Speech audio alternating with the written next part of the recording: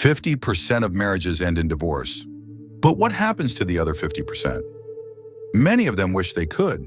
They sit across from each other at dinner tables, scrolling phones instead of talking. They sleep in the same bed but live in different worlds. They become strangers who share a mortgage and a last name. Friedrich Nietzsche, the philosopher who declared God is dead, had an even more brutal revelation about this. He said that what we call romantic love is one of humanity's most destructive lies. According to Nietzsche, we've built an entire institution around a temporary chemical state and called it marriage. But what happens when that chemical state inevitably fades? What's left behind?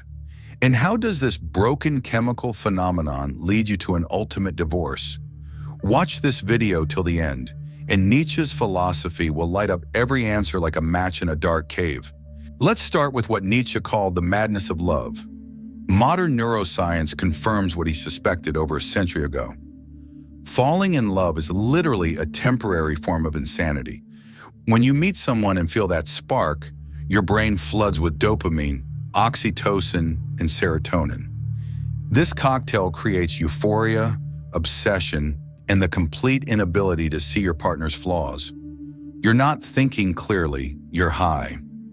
Nietzsche wrote, "There is always some madness in love, but there is also always some reason in madness. The madness serves a purpose, to get you to commit to reproduction and pair bonding, but it's not designed to last forever. This chemical high typically lasts 18 to 24 months. During this phase, couples make life-altering decisions while under the influence of natural drugs. They move in together, get engaged, plan weddings, merge finances, while their brains are literally altered from baseline functioning. Think about how insane this actually is. You meet someone, get chemically hijacked by your own biology, and make permanent legal commitments while unable to think rationally about the person in front of you.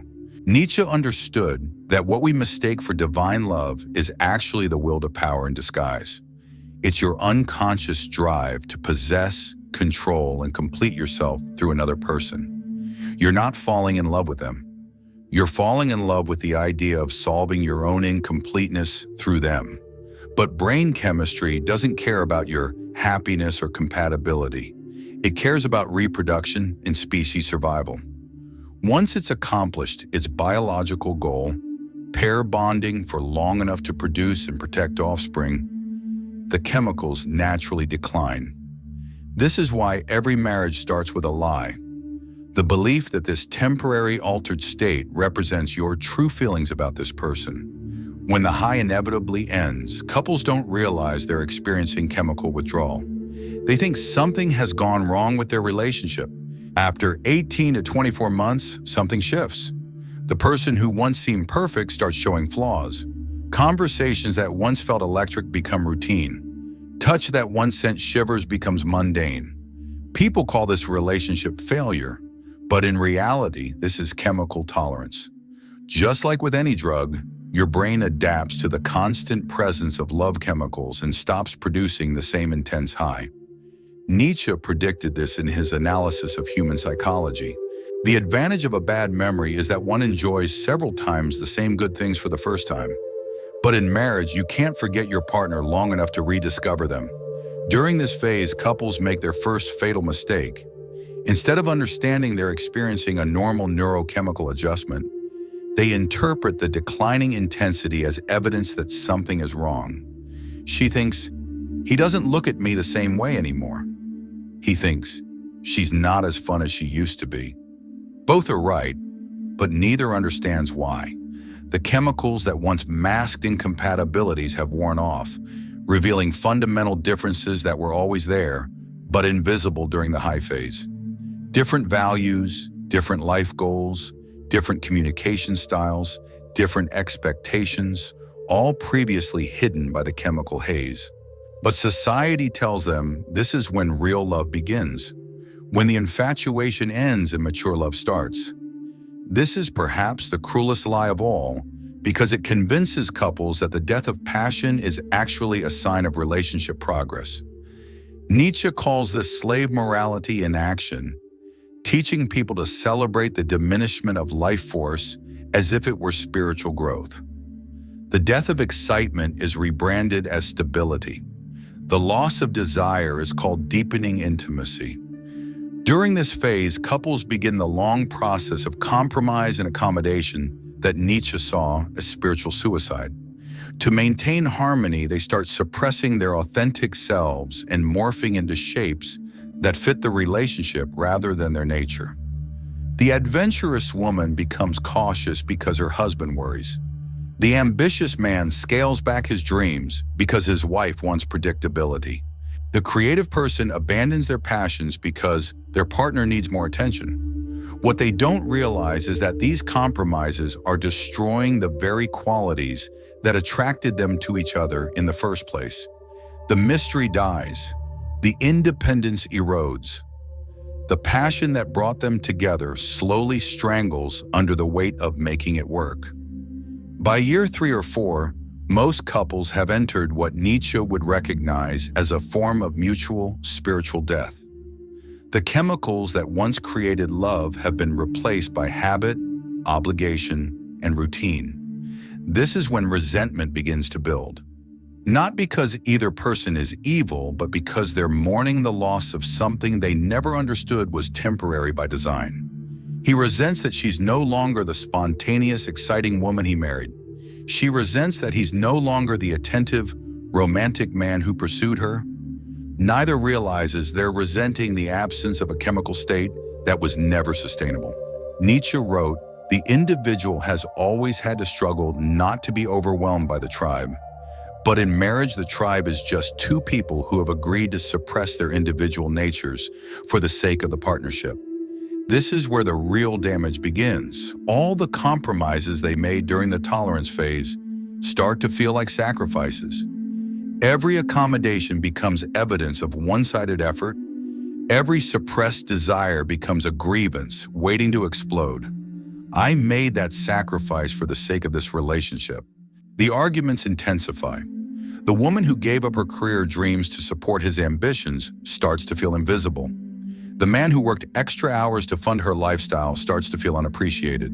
Both feel like they're giving more than they're getting, but neither can articulate what they're actually missing: their authentic selves. Nietzsche called this the triumph of herd morality.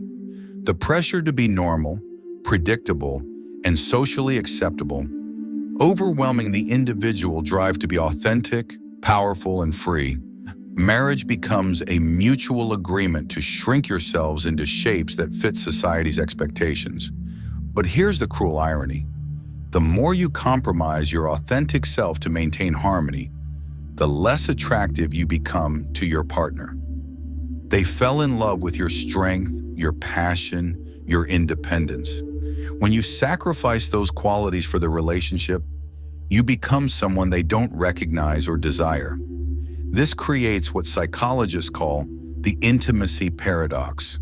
The closer you get, the more you lose yourself. The more you merge identities, the less there is to be attracted to. You become so familiar that mystery dies, so accommodating that respect erodes, so available that desire disappears. During this phase, couples often mistake their mutual diminishment for maturity. They tell themselves they're growing together when they're actually shrinking together. They've confused harmony with happiness, stability with satisfaction. But Nietzsche understood that anything which diminishes life force isn't mature. It's decadent, the slow spiritual death that comes from accepting weakness as wisdom, settling as strength, resignation as responsibility. This is when infidelity begins in most cases. Not because people are immoral, but because the human spirit rebels against spiritual death. When passion dies at home, it seeks life elsewhere. The final phase is what Nietzsche calls the revolt of the slaves. When people who have been suppressing their authentic selves finally rebel against their own diminishment. This is when marriages don't only end, they explode. All the compromises they made to save the relationship become ammunition in the war to destroy it. Affairs are discovered. Financial betrayals emerge. Years of suppressed resentment finally find expression. The person who was supposed to be their partner becomes the symbol of everything they sacrificed to maintain the illusion of love. But here's what's really happening. Each person is trying to destroy the evidence of their own self-betrayal. They're not only fighting their ex-spouse, they're now fighting the version of themselves that agreed to be less than they were.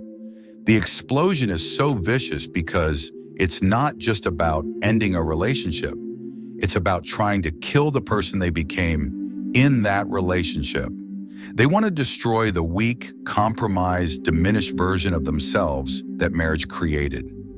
This is why divorce often brings out behaviors that shock everyone who knows the couple. These aren't fundamentally evil people. These are people trying to resurrect their authentic selves by destroying the institution that buried them. Children become weapons in this psychological warfare. Custody battles become attempts to punish the other person for years of perceived injustice.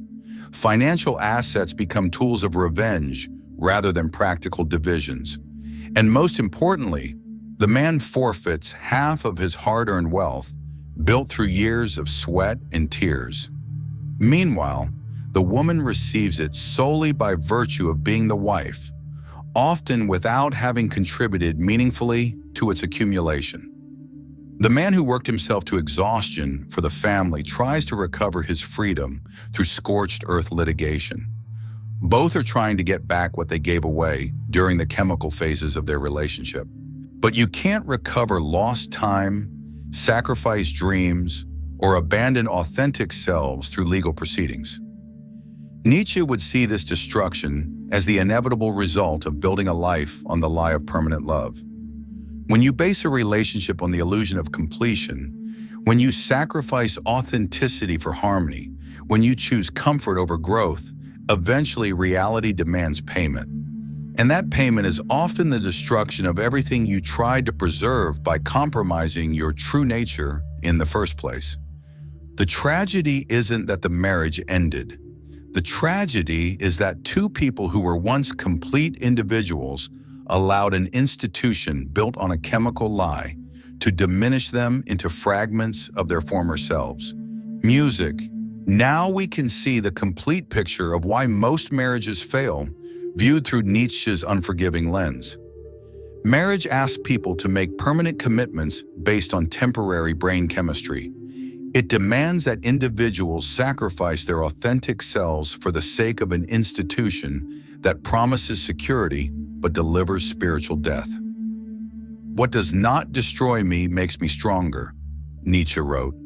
But marriage as currently constructed often does the opposite. It weakens both partners by demanding they abandon the very qualities that made them individually powerful. The solution isn't better marriage counseling or stronger commitment. The solution is understanding that you cannot build lasting connection on the foundation of temporary chemistry. Nietzsche's ideal, the Übermensch, doesn't marry to complete themselves. They connect with others to share their completeness. They don't seek rescue or salvation through relationships. They offer enhancement and growth. This requires taking full responsibility for your own happiness, your own meaning, your own purpose. It means becoming so complete in yourself that you don't need another person to validate your existence. When you approach relationships from this place of strength, everything changes. You're not seeking someone to fill your emptiness. You're looking for someone who appreciates your fullness. You're not trying to solve your existential problems through partnership. You're inviting someone to join your already meaningful life. Relationships from this foundation are chosen daily rather than trapped by contracts. They're based on mutual enhancement rather than mutual dependency. They can end without destroying either person because neither person's identity depends on the relationship. This terrifies most people because it requires giving up the illusion of security that marriage provides. But Nietzsche said that security is the enemy of greatness, that comfort is the enemy of growth, that the attempt to make permanent what is naturally temporary always leads to decay. So, why do most married couples eventually get divorced? Because they built their union on a chemical lie. They made permanent legal commitments while under the temporary influence of neurochemical changes designed for reproduction, not lifelong compatibility. When the chemistry faded, they discovered they were married to strangers. When they tried to maintain connection through compromise and accommodation, they slowly killed the very qualities that created attraction in the first place. When the weight of their mutual diminishment became unbearable, they exploded in resentment rather than recognizing the systemic problem with the institution itself. The 50% who don't divorce aren't necessarily happier. Many are simply trapped by financial, social, or practical constraints that make escape impossible. They represent not the success of marriage, but its cruelest failure. Two people who have agreed to stop growing together rather than risk the chaos of authentic individual development. Nietzsche would say the high divorce rate is actually encouraging. It means people still have enough life force to rebel against systems that diminish them. It means people still dare to go against the herd. It means the human spirit still fights against spiritual death, even when that means destroying relationships they once thought they wanted. The problem isn't that people aren't committed enough to make marriage work. The problem is that marriage as an institution asks people to make commitments that contradict basic human psychology and neurochemistry. You cannot build lasting love on temporary brain states. You cannot create authentic connection by suppressing authentic selves. You cannot generate passion through routine or maintain attraction through constant familiarity. The divorce rate isn't telling us that love is impossible. It's telling us that the way we've been approaching love is impossible. Music. Under the clear and bright light of Nietzsche's philosophy, we can finally see the complete picture. Marriage fails because it's based on slave morality, the belief that sacrifice, compromise, and submission are virtues rather than forms of spiritual suicide. It promises security through the abandonment of authenticity, happiness through the death of individual power, love through the elimination of mystery and independence. But Nietzsche taught that authentic strength comes from self-mastery, not self-sacrifice. That real love flows from abundance, not emptiness. That lasting connection requires two complete individuals choosing to enhance each other, not two incomplete people trying to become whole through merger. The future of human relationships doesn't lie in fixing marriage. It lies in transcending the need for institutional validation of personal connections. It means loving without legal contracts, committing without cages, connecting without the false security of permanent arrangements that promise to make temporary what is naturally flowing and changing. This requires courage that most people lack, the willingness to love without guarantees, to connect without control, to commit without cages. It demands that you become so complete in yourself that you can offer genuine love rather than seeking it. So secure in your own identity that you don't need another person to define your worth. When you reach this level of development, what Nietzsche called becoming who you are, relationships transform completely. They become celebrations of choice rather than expressions of need. They enhance your life rather than completing it. They offer growth rather than promising security. And if they end cleanly without the explosive resentment that characterizes most divorces, because neither person's fundamental identity was compromised for the sake of the relationship. This is Nietzsche's ultimate message about love and marriage. Stop trying to use other people to solve problems that only individual development can address. Stop expecting institutions to provide what only inner strength can generate. Stop seeking security in arrangements that require the death of the very qualities that make you attractive and alive. The answer to the divorce epidemic isn't better marriage. It's stronger individuals who don't need marriage to feel complete, valuable, or loved. We began with a question: why do most married couples eventually get divorced? Under Nietzsche's philosophical microscope, the answer becomes crystal clear. Marriage fails because it's built on the lie that temporary chemical states represent permanent emotional truths. It asks people to make lifelong commitments while under the influence of neurochemical changes designed for short-term pair bonding, not lasting compatibility. When the chemistry fades, as it inevitably must, Couples discover they've legally bound themselves to strangers based on biological programming that no longer influences their feelings. The compromise and accommodation they attempt in order to maintain connection gradually destroys their authentic selves, eliminating the very qualities that created attraction in the first place. The resentment that builds from this mutual diminishment eventually explodes in the psychological warfare we call divorce. The couples who don't divorce often suffer in silent desperation, trapped by practical constraints, but living as emotional strangers who share nothing but habits, obligations, and regrets. This isn't a moral failure. It's a systemic problem with an institution that contradicts basic human psychology and neurochemistry. The solution isn't better marriage. It's transcending the need for institutional validation of personal connection. It's becoming so complete in yourself that you can love from abundance rather than need, choice rather than dependency, strength rather than weakness. That's the clear, bright light of Nietzsche's philosophy illuminating the darkness of one of humanity's most persistent and destructive lies. That you can build authentic, lasting love on the foundation of temporary brain chemistry and permanent legal contracts.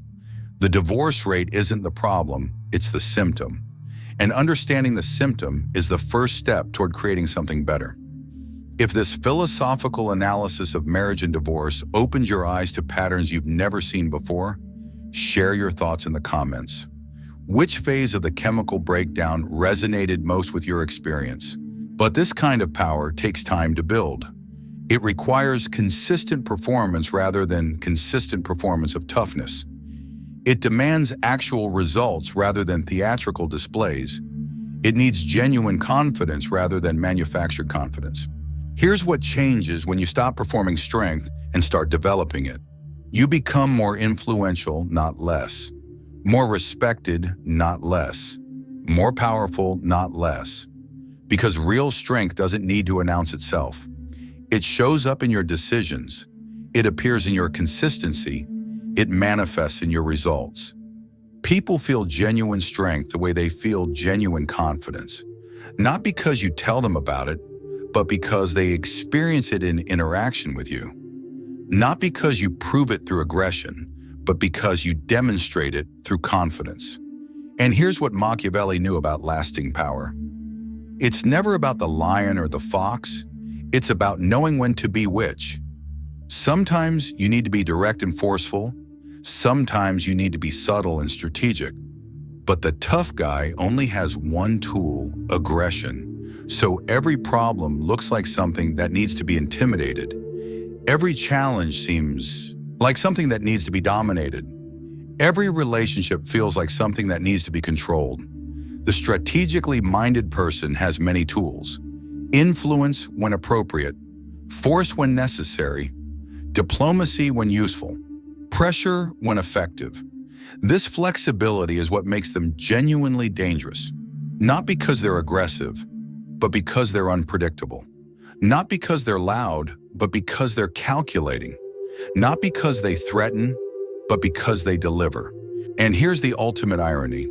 The people who stop trying to look tough often become the most formidable because they've learned to be strategic instead of reactive, purposeful instead of emotional, effective instead of dramatic. They've learned Machiavelli's greatest lesson, that power is a game of chess, not a boxing match. That influence is about moving pieces, not throwing punches. That real strength is about achieving objectives, not winning confrontations. So maybe the question isn't, how can I look stronger? Maybe it's, how can I become more valuable? Maybe it's, how can I develop genuine confidence? Maybe it's, how can I build real influence? The smartest thing you can do isn't learning to act tougher. It's learning to be more strategic, more competent, more valuable, more indispensable. Because when you become someone people need, rather than someone people fear, when you become someone people respect, rather than someone people avoid, when you become someone people trust, rather than someone people tolerate, that's when you discover what real power feels like.